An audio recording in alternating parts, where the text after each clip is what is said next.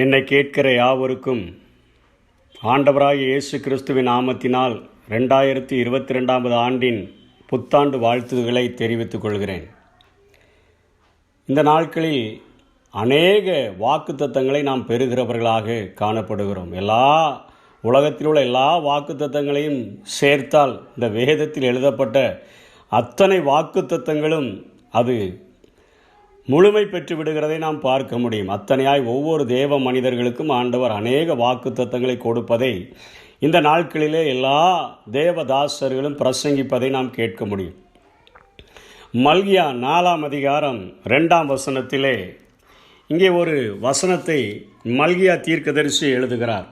4ஆம் அதிகாரம் 2ஆம் வசனத்திலே, ஆனாலும் என் நாமத்துக்கு பயந்திருக்கிற உங்கள் மேல் நீதியின் சூரியன் உதிக்கும், அதன் செட்டைகளின் கீழ் ஆரோக்கியம் இருக்கும், நீங்கள் வெளியே புறப்பட்டு போய் கொளுத்த கன்றுகளைப் போல வளருவீர்கள் என்று சொல்லி இங்கே ஒரு அருமையான வாக்குத்தத்தத்தை மல்கியாவின் மூலமாக ஜனங்களுக்கு ஆண்டவர் கொடுக்கிறதை பார்க்கிறோம். ஆனாலும் என் நாமத்திற்கு பயந்திருக்கிற, அவருடைய நாமத்திற்கு பயந்திருக்கிறவர்கள் மேல் நீதியின் சூரியன் உதிக்கும், அதன் செட்டைகளின் கீழ் ஆரோக்கியம் இருக்கும், நீங்கள் வெளியே புறப்பட்டு போய் கொளுத்த கன்றுகளைப் போல வளருவீர்கள் என்று சொல்லி இங்கே ஆண்டவர் ஒரு அருமையான வாக்குத்தத்தத்தை கொடுக்கிறார். பயந்த ஜனங்களின் மேல் அவரே உதிக்கிறவராக, அவருடைய செட்டைகளின் கீழ் வந்த அவர்களுக்கு ஆரோக்கியம் இருக்கும் என்றும், அவர்கள் வெளியே புறப்பட்டு போகும்போதெல்லாம் அவர்கள் ஒரு மிகுந்த ஆசீர்வாதத்தை பெற்றுக்கொள்வார்கள் என்கிற ஒரு காரியத்தை, அருமையான ஒரு வாக்குத்தத்தத்தை இங்கே ஆண்டவர் கொடுக்கிறதை நாம் பார்க்கிறோம். 3:18 அப்பொழுது நீங்கள் நீதிமானுக்கும் துன்மார்க்கனுக்கும் தேவனுக்கு ஊழியம் செய்கிறவனுக்கும் அவருக்கு ஊழியம் செய்யாதவனுக்கும் இருக்கிற வித்தியாசத்தை திரும்பவும் காண்பீர்கள். நீதிமானுக்கும் துன்மார்க்கனுக்கும் தேவனுக்கு ஊழியம் செய்கிறவர்களுக்கும் ஊழியம் செய்யாதவர்களுக்கும் இருக்கிற வித்தியாசத்தை திரும்பவும் காண்பீர்கள். இந்த ஆண்டிலே ஆண்டவர் நீதிமானுக்கும் துன்மார்க்கனுக்கும் உள்ள வித்தியாசத்தையும் தேவனுக்கு ஊழியம் செய்கிறவர்களுக்கும் ஊழியம் செய்யாதவர்களுக்கும் உள்ள வித்தியாசத்தையும் காட்டுகிற ஒரு ஆண்டாக இந்த ஆண்டை ஆண்டவர் மக்களுக்கு காண்பிக்க போகிறார் என்றே சொல்ல முடியும். ஏனென்று சொன்னால், தேவனுடைய கோபாக்கினை இந்த உலகத்தின் மேல் ஊற்றப்பட்டு கொண்டிருக்கிற நாட்களில் நாம் வாழ்ந்து கொண்டிருக்கிறோம். 1ஆம் அலை, 2ஆம் அலை, இன்றைக்கு 3வது அலையானது அமெரிக்கா மற்ற நாடுகளை அசைக்கத்தக்கதாக, ஆயிரங்களுக்கு மேலாக மறிக்கத்தக்கதான ஒரு கொடுமையான சூழ்நிலை இருந்த போதிலும் இன்றைக்கு ஜனங்கள் தேவனுக்கு பயப்படுகிற ஒரு பயமில்லாதபடி, ஆசீர்வாதங்களை மாத்திரம் பெற்றுக்கொள்ளும்படியாக ஒரு அர்ப்பணிப்பில்லாத வாழ்க்கை வாழ்கிறபடியினாலே இன்றைக்கு ஒவ்வொரு நாளும் தேவ கோபாக்கினை அதிகரிக்கிற நாட்களிலே வாழ்கிறோம். இந்த ஜனங்களுக்குத்தான் ஆண்டவர் சொல்கிறார், என் நாமத்திற்கு பயந்திருக்கிற உங்கள் மேல்தான் நீதியின் சூரியன் உதிக்க முடியும். பயப்படாத மனிதர்களுக்கு அல்ல, அவருடைய நாமத்தை நேசிக்காத மனிதர்களுக்கு அல்ல, அவருடைய செட்டைகளின் கீழ் அடைக்கலமாய் வருகிறவர்களுக்கு மாத்திரமே ஒரு பெரிய ஆசீர்வாதத்தை தருவதாக ஆண்டவர் இங்கே வாக்கு கொடுக்கிறதை பார்க்கிறோம். இதை உணர்ந்து கொள்ளும் வண்ணமாக ரூத் எழுதின புத்தகத்திலே 1ஆம் அதிகாரத்தில் ஒரு சம்பவம் சொல்லப்படுகிறது. என்ன சம்பவம்? அங்கே நகோமி என்று சொல்லக்கூடிய ஒரு பெண், அவள் யூதா தேசத்தை விட்டு அவள் மோவாப் தேசத்திற்கு தன்னுடைய கணவனோடும் 2 மகன்களோடும் அவள் குடியேறி செல்லுகிறதை பார்க்கிறோம். இங்கே யூதா தேசத்திலே மிகுந்த பஞ்சம் உண்டாயிருக்கிறது என்பதை அவள் அறிந்தவளாக பிழைப்பு தேடி அவள் அருகில் உள்ள மோவாப் தேசத்திலே அவள் போய் சேரும் பொழுது பெத்லெகேமை விட்டு மோவாப் தேசத்திலே தன்னுடைய மகன்களான மக்லோன், கிலியோன் என்னும் 2 பேரை கூட்டிக் கொண்டு செல்கிறார். அங்கே மோவாப் தேசத்திலே மோவாபிய பெண்கள் 2 பேரை திருமணம் முடித்து வைக்கிறாள். ஒருவள் பெயர் ரூத், இன்னொரு பேர் ஓர்பால். இவர்கள் 2 பேரையும் திருமணம் முடித்து வைக்கிறாள். கொஞ்ச நாட்களிலே கணவன் மரிக்கிறான். இந்த 2 பிள்ளைகளுடைய அவளுடைய மகன்கள் மரிக்கிறார்கள். மருமக்கள்மார்கள் மாத்திரம் இவளோடு கூட வாழ்கிறார்கள். அவள் சொல்லுகிறாள், என்னை மாறாள் என்று அழையுங்கள் என்று சொல்லுகிற அளவிற்கு வெளி தேசத்திற்கு போன அவளுக்கு அத்தனை கசப்புண்டான ஒரு வாழ்க்கை. அப்பொழுது அவள் யூதா தேசத்தை, தன்னுடைய ஜனங்களை ஆண்டவர் சந்தித்து ஆசீர்வாதத்தை கட்டளையிட்டு விட்டார் என்று சொன்ன உடனே அவள் அங்கே இருந்து கிளம்ப போகும் பொழுது ரூத்தும் ஓர்பாலும் அவளோடு கூட வருகிறதாக அவர்கள் வாக்கு பண்ணுகிறார்கள்.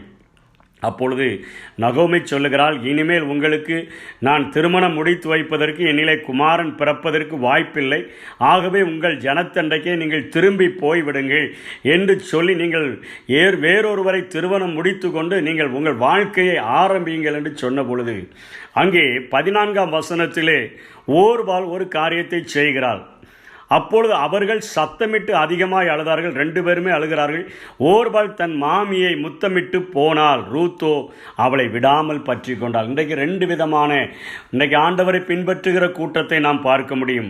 இன்றைக்கு உலக மனிதர்களை பற்றி அல்ல, துன்மார்க்கமாய் ஜீவிக்கிறவர்களை பற்றி அல்ல, ஆண்டவருடைய நாமம் தரிக்கப்பட்ட ஆண்டவரை தொழுது கொள்ளுகிற ஆண்டவரை நேசிக்கிற மக்கள் மத்தியிலேயே இவ்வளவு பெரிதான ஒரு பிளவு காணப்படுகிறதை இவர்கள் 2 பேருடைய குணநலன்களிலிருந்து நாம் தெளிவாக தெரிந்து கொள்ள முடியும். ஓர்பால் தன்னுடைய மாமியை முத்தமிட்டு விட்டு, இனிமேல் உம்மிடத்தில் இருந்தால் எனக்கு எந்த ஆசீர்வாதத்திற்கும் வாய்ப்பில்லை, எந்த எதிர்காலமும் இல்லை, ஆகவே நான் புறப்பட்டு செல்லுகிறேன் என்று சொல்லி அவள் தன்னுடைய தேசத்திற்கு திரும்பி போய்விட்டதை பார்க்கிறோம். ஆனால் ரூத்து 16ஆம் வசனம் 17ஆம் வசனத்தில் சொல்கிறார், நான் உம்மை பின்பற்றாமல் உம்மை விட்டு திரும்பி போவதை குறித்து என்னோட பேச வேண்டாம்.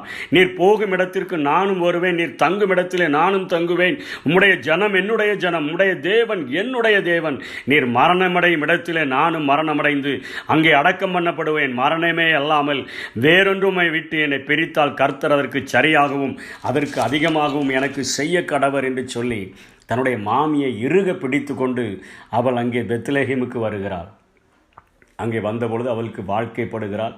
வாழ்க்கைப்படும் பொழுது அவளை திருமணம் முடிக்கிற போவாஸ் அவளை குறித்து ஒரு தெளிவான ஆசீர்வாதத்தை சொல்லுகிறதை பார்க்கிறோம். உன் செய்கைக்கு தக்க பலனை கர்த்தர் உனக்கு கட்டளையிடுவாராக.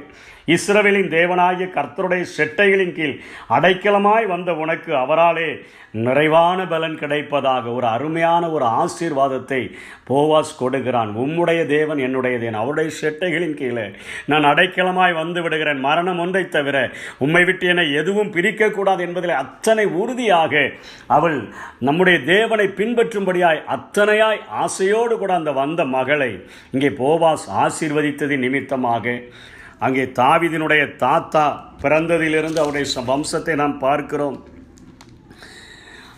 சல்மோன் போவாஸை பெற்றான், போவாஸ் ஓபேத்தை பெற்றான், ஓபேத் ஈசாயை பெற்றான், ஈசாய் தாவீதை பெற்றான். அந்த தாவீதின் வம்சத்தில்தான் என் கிறிஸ்து இயேசு வெளிப்படுகிறார். அவராலே நிறைவான பலன் கிடைப்பதாக. இன்றைக்கு ஆண்டவரை உண்மையாய் தேடுகிற, இறுக பிடித்து கொள்ளுகிற, நீதிமானாய் வாழ்ந்து தேவனுக்கு ஊழியம் செய்கிற, அவருக்கு பயந்து அவருடைய நாமத்துக்கு பயந்து வாழ்கிற ஜனங்களிலே இருந்து மாத்திரமே என் கிறிஸ்து வெளிப்பட முடியும். அன்றைக்கு ரூத் அத்தனையான ஒரு தீர்மானம் எடுத்தபடியினாலே அவளுடைய வாழ்வில் இருந்து என் கிறிஸ்து வெளிப்பட்டது போல இன்றைக்கு அவருக்கு பயந்து அவருடைய செட்டைகளின் கீழ் அடைக்கலமாய் வந்து நீதிமானாய் வாழ தீர்மானித்து ஆண்டவருக்கென்று ஊழியம் செய்வோம் என்று சொன்னால் மாத்திரமே இந்த ஆண்டிலே நம்மேல நீதியின் சூரியன் உதிக்க முடியும். நாம் வெளியே புறப்பட்டு போய் கொளுத்த கன்றுகளைப் போல வளர முடியும். அந்த செட்டைகளின் கீழ் மாத்திரமே நாம் ஆரோக்கியத்தை உணர முடியும். நம்மிலிருந்து கிறிஸ்து வெளிப்பட முடியும். இந்த ஆண்டிலே நம்மிலிருந்து கிறிஸ்து வெளிப்படுகிறதற்காக அவருக்கு பயந்து அவருடைய செட்டைகளின் கீழ் அடைக்கலமாய் வந்து நீதிமானாய் வாழ்கிறதற்கு தீர்மானித்து அவருடைய நாமத்தை மற்றவர்களுக்கு பறைசாற்றுகிற ஒரு பணியை செய்வோம் என்று சொன்னால் ஆரோக்கியம் உள்ளவர்களாய் மாத்திரமல்ல, நம்மிலிருந்து கிறிஸ்து இந்த ஆண்டிலே அநேகருக்கு வெளிப்பட முடியும். அப்படிப்பட்ட கிருபைகளை ஆண்டவர் தாமே தந்தருள்வாராக. ஆமே. அவர் மனிதன் அல்லவே, பொய் சொல்வதில்லையே, அவர் உண்மையுள்ளவர், வாக்கு மறப்பதில்லையே. வாக்கு தந்தவர் சிறந்தவர், சிறந்ததை தருபவர், ஏமாற்றங்கள் இல்லையே. வாக்கு தந்தவர் சிறந்தவர், சிறந்ததை தருபவர், ஏமாற்றங்கள் இல்லையே. வாக்கு பண்ணினவர் மாறிடார், வாக்கு தத்தம் நிறைவேற்றுவார். வாக்கு பண்ணினவர் மாறிடார், வாக்கு தத்தம் நிறைவேற்றுவார்.